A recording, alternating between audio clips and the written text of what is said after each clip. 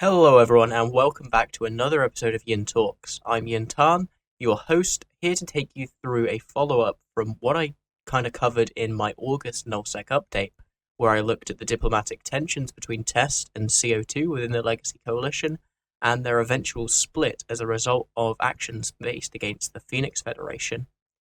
So, before I go into the war itself and the grisly details of what's been going on, I'd really like to cover the sides so that you can get a clear picture of who's fighting who in this war. Unlike my coverage in the Winter War, I'm actually going to do something a little different here, and I'm going to cover not the two opposing sides alone, but also within the context of the third parties that are being involved in the conflict. And the reason for this is fairly simple. These third parties, and whichever side they choose to help in the short tactical term, have a significant advantage as a result of any strategic gains made with the help of these third parties by winning individual fights. So they are very worth mentioning, as if either one of these entities was to choose to permanently side with one part, it would drastically change the balance of power within this war. The first part in this equation that we're going to take a look at is the as of yet unnamed coalition, who, despite multiple suggestions such as CO3 and the Rabble-Rouser coalition, haven't really self-identified with any name yet, and as such I'm gonna stay away from trying to name their coalition for them, as I feel that's not really my role. This coalition primarily consists of the Circle of Two Alliance, a breakaway from Legacy Coalition as we discussed in my previous video, and the Vanguard Coalition, which is a tri-led and XDRF aligned coalition primarily living in the southeast. And whilst these two entities do make up the meat and potatoes of the unnamed coalition, they are not alone within the force. Fraternity, a Chinese alliance, is also a part of the coalition. We also have the League of Unaligned Master Pilots, better known by their pseudonym Lumpy, a predominantly German-speaking alliance, who've made their allegiances to the unnamed coalition known. However, they have yet to really have any large impact on the war. And then finally we have well-known low-sec alliance Shadow Cartel, although their story is a tad more interesting than the rest of the partners of the coalition. They were originally hired by FCON, however their contract ran out and they were rehired by Tri to join in on the other side of the conflict. Directly opposing this unnamed coalition is the DRF-aligned forces, who I have named as such simply to get away from the fact that I would otherwise have to talk about two unnamed coalitions going head-to-head. Although to call the DRF-aligned forces a coalition would be kind of a misnomer, simply due to the fact that most of their participant forces are in fact coalitions unto themselves, making this more of a bloc, as we saw in the Winter War. The primary diplomatic and military target of the unnamed coalition fighting this bloc is the Phoenix Federation, an FCON-led coalition that primarily lives just to the east of the Legacy Coalition's holdings, and holding several direct borders with its opponents in this war, such as the Vanguard Coalition and Circle of Two. Fighting alongside them we have the Legacy Coalition, which is predominantly Test-led, although it involves Brave Collective, Drone Walkers, and Tactical Supremacy, amongst others. So far, the Legacy Coalition seems to be one of the biggest forces within this conflict on the DRF side, bringing the most subcaps, the most supers, and the most capitals to almost every engagement they are involved in. And then we also have the eponymous Drone Region Federation, which is led by the Legion of XX Death XX, but also includes such other forces as Solar Fleet and Badfellas Inc. These alliances are primarily Russian-speaking, and well known for having rented out practically the entire east of the map for a very, very long period of time, inducing political stability in that area, and giving themselves a huge war chest to play with. And that war chest has already come into play with the Legion of XX Death XX hiring Pandemic Horde as mercenaries for this conflict, although the intended role and level of force commitment required by Pandemic Horde has yet to become clear. And then finally we have the third parties that I mentioned earlier, the first of which is the Pan-Fam Coalition, consisting primarily of Pandemic Legion, NC Dot, and Waffles. Both Pandemic Legion and Waffles have been active in the south for the past 4 or 5 months, to take part in the conflict known as the Anime War, which is an ostensibly Waffles-led but Pandemic Legion-supported campaign against Proviblock. This means that Pandemic Legion and Waffles both have capital and sub-capital forces in the area, which they will be able to leverage in order to get both good fights and potentially aid one side in the conflict, should they choose to later on.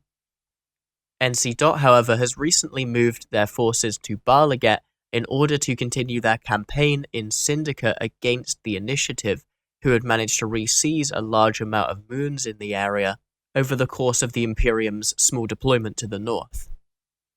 However, as we've seen previously, wormholes allow for significant subcap travel across the map, and it wouldn't be surprising to see NC Dot turn up in one of the bigger fights. One thing in particular to note about Pandemic Legion, and by extension the rest of PanFam's potential involvement, is the fact that Cymek, famed artist of Test previously, but now involved in Triumvirate, made a piece directly appealing to Doom Chinchilla to assist on their side in the Blue Donut War. Whether or not this will prove successful is yet to be seen. And then finally we have the Imperium, whose current involvement in the conflict primarily revolves around DBRB's bomber fleets. However, political leader of the Imperium, the Mittani, has repeatedly said on the Meta Show that he is keeping an eye on the conflict to see what point he might want to involve himself. However, with fairly little to gain and long-term enemies on both sides, it seems that the Imperium is happy for now to wait patiently for an opening. So, with the political situation detailed, let's get right back to the battlefield. The two-front war that I talked about in my previous update has continued apace, with Triumvirate heading up the offensive campaign against the DRF-aligned forces, primarily attacking and destroying various FCON fortizars in order to reduce their foothold on the border between the two entities. CO2, on the other hand, has been forced by the DRF-aligned forces to continue a defensive SOV war in order to protect their holdings in Impass and Catch, along with leveraging various counterattacks against FCON and Legacy SOV. On the other side, the Legacy Coalition and Phoenix Federation's moves to take SOV away from CO2 and slowly push them back into Impasse have been relatively successful, leaving CO2's pre-war holdings in Feythabolis completely eradicated, leaving the region purely under the control of DRF-aligned forces at this point. This places the original casus belli of the war, control over Feythabolis, firmly in the hands of the DRF-aligned forces. As a result of this, it feels like the war has changed tone somewhat, going from a war of conquest and a desire for more space and more content, to a war of survival and independence for the Unnamed Coalition, which is being most keenly felt by CO2, who are now effectively trapped within their home region of Impasse, under siege from all sides. It would be remiss of me, however, to not mention the offensive work that's been put in by CO2, with them actually gaining a foothold in Phoenix Federation space, taking T2 TAC V8F, an entrance system via Feythabolis in Tenerifis. However, the usefulness of this foothold will depend simply on if CO2 can anchor a staging Citadel there, from which to push their influence deeper into Phoenix Federation space. And in fact, that statement says quite a lot about how this war has progressed, with Citadels over SOV really becoming the focusing point of this war overall, as the evolution we saw in the opening weeks of the Winter War has continued, making Citadel coverage and jump range coverage vastly more important than the SOV underneath it. This means that following the war via Dotland isn't really possible, especially given that both entities are highly entrenched in their space and have, front lines of fortizars and Astra houses that stretch back 2 or 3 jumps from the main conflict points. It feels almost World War I-esque in that regard, with both entities fighting over trenches, charging over no man's land, only to find there's another trench or another fortress behind that. In fact, the 2 major clashes over the course of this week, and several other potential fights where both sides rage-formed but one stood down due to inferior numbers, were over structures. LTAC 5 JCJ was fought between Phoenix Federation and Triumvirate over a jump bridge pos, where a drop by Phoenix Federation was counterbombed, leading to significant dread losses on the Phoenix Federation side. This resulted in not only significant monetary loss for the Phoenix Federation, but also in temporary loss of the strategic maneuverability which a jump bridge provides, which is something we'll go into more detail on later on, as it's become incredibly important to how this war has played out. The next fight was one you absolutely could not have missed if you're paying even the slightest bit of attention to the war, and that's XWY-TAC-YM, which was fought over an anchoring Legacy Coalition Fortizar, which CO2 intended to destroy before it could push Legacy's capital umbrella deeper into their territory. However, due to strategic maneuvering from the Legacy Coalition, Tri were effectively cut off from the fight, with their dread fleets kept bubbled at a midpoint, leaving Legacy Coalition's superfleet free to massacre the unsupported dread bomb of CO2, leading to almost 100 dead dreads from the Unnamed Coalition side. And having been there in person myself, shout out to the judge for providing me a free dread and information about the timer, I can tell you that some of the same lessons that were just shown in the north are now being learned in the south by CO2, as the first two primaries given to the Dread Fleet were Titans or supercarriers, and as we saw in the north, killing supercarriers with Forxes on field is next to impossible, and supers are good enough at killing dreads to whittle down any dread bomb by using Forxes as what effectively amounts to capital-sized plates or shield extenders. CO2 is going to need to learn the lessons from this fight and really adapt their capital engagement doctrine in order to cope with this new changing meta. Or else Test is going to be able to simply leverage their super capital fleet and completely wipe out any resistance from the Unnamed Coalition.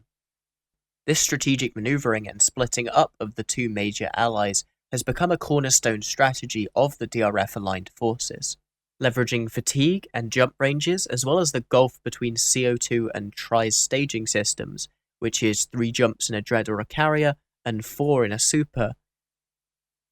in order to keep the two major entities of the Unnamed Coalition apart so that they can be dealt with separately, concentrating a large amount of their forces on one side, whilst using a small detachment to bubble or otherwise interdict the other half and keep them from joining in the overall fight over the objective. If CO2 and Tri can't find a way to defeat this strategy, it's likely going to lead to the loss of Impass, with the first Sov already being taken in Impass by Test, alongside the XWY-TAC-YM Citadel, which is now able to be used as a jumping off point for further incursion into Impass. However, when this strategy hasn't been possible due to time zone issues, lack of numbers, or simply it not being a big enough timer to require the use of that strategy, the Unnamed Coalition has made incredibly good progress offensively, with Tri being able to kill 2 Fortizars so far in NI-TAC-J0B and O5Q7-TAC-U. Still, this about covers the major events so far in the war. However, as I said before, Citadel Sov is in general going to be a lot harder to show, so I'm going to try and cover a little more of the fights and timers and show the back and forth rat way, rather than with a direct Sov map, as it effectively means nothing currently. And Dotland can't show me that a Fortizar was brought to its final timers before the defenders mustered enough forces to make the attackers stand down.